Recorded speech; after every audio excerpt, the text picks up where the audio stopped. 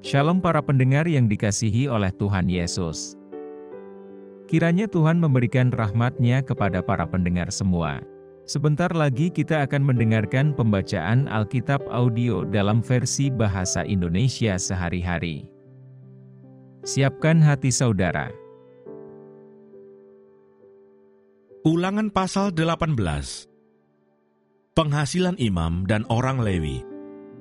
Imam-imam orang Lewi, seluruh suku Lewi, janganlah mendapat bagian milik pusaka bersama-sama orang Israel dari korban api-apian kepada Tuhan, dan apa yang menjadi miliknya harus mereka mendapat rejeki.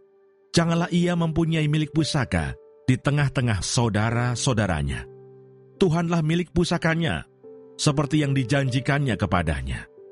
Inilah hak imam terhadap kaum awam, terhadap mereka yang mempersembahkan korban sembelihan, baik lembu maupun domba.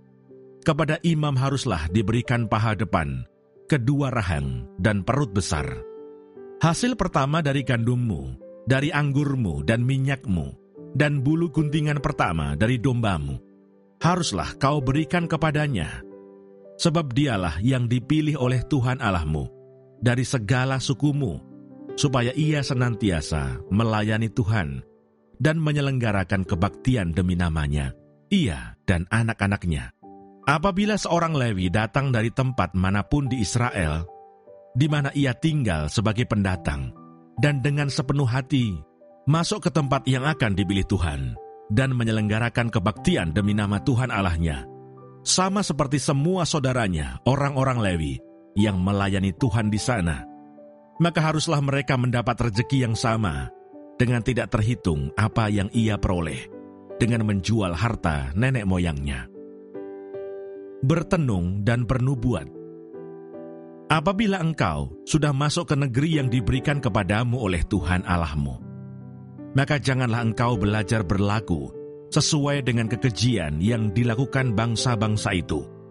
Di antaramu janganlah didapati seorang pun yang mempersembahkan anaknya laki-laki atau anaknya perempuan sebagai korban dalam api, ataupun seorang yang menjadi petenung, seorang peramal, seorang penelaah, seorang penyihir, seorang pemantera, ataupun seorang yang bertanya kepada arwah atau kepada roh peramal, atau yang meminta petunjuk kepada orang-orang mati.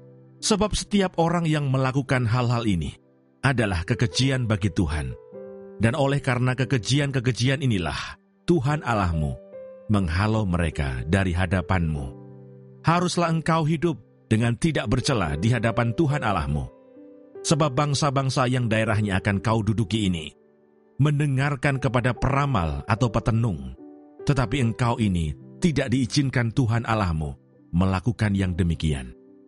Seorang nabi dari tengah-tengahmu, dari antara saudara-saudaramu, sama seperti aku, akan dibangkitkan bagimu oleh Tuhan Allahmu. Dialah yang harus kamu dengarkan, tepat seperti yang kamu minta dahulu kepada Tuhan Allahmu di Gunung Horeb pada hari perkumpulan dengan berkata, "Tidak mau aku mendengar lagi suara Tuhan Allahku, dan api yang besar ini tidak mau aku melihatnya lagi, supaya jangan aku mati." Lalu berkatalah Tuhan kepadaku, "Apa yang dikatakan mereka itu baik. Seorang nabi akan kubangkitkan bagi mereka dari antara saudara mereka seperti engkau ini.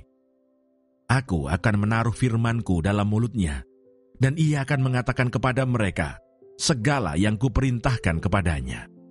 Orang yang tidak mendengarkan segala firmanku yang akan diucapkan nabi itu demi namaku, daripadanya akan kutuntut pertanggungjawaban. Tetapi seorang nabi yang terlalu berani untuk mengucapkan demi namaku perkataan yang tidak kuperintahkan untuk dikatakan olehnya, atau yang berkata demi nama Allah lain, nabi itu harus mati. Jika sekiranya kamu berkata dalam hatimu, bagaimanakah kami mengetahui perkataan yang tidak difirmankan Tuhan? Apabila seorang nabi berkata demi nama Tuhan, dan perkataannya itu tidak terjadi dan tidak sampai, maka itulah perkataan yang tidak difirmankan Tuhan. Dengan terlalu berani, nabi itu telah mengatakannya, maka janganlah gentar kepadanya. Terima kasih Bapa di surga untuk firman-Mu hari ini. Berkati kami semua supaya kami mengerti isi hati-Mu. Terima kasih para pendengar semua, kiranya Tuhan memberkati. Dan jangan lupa untuk share dan subscribe.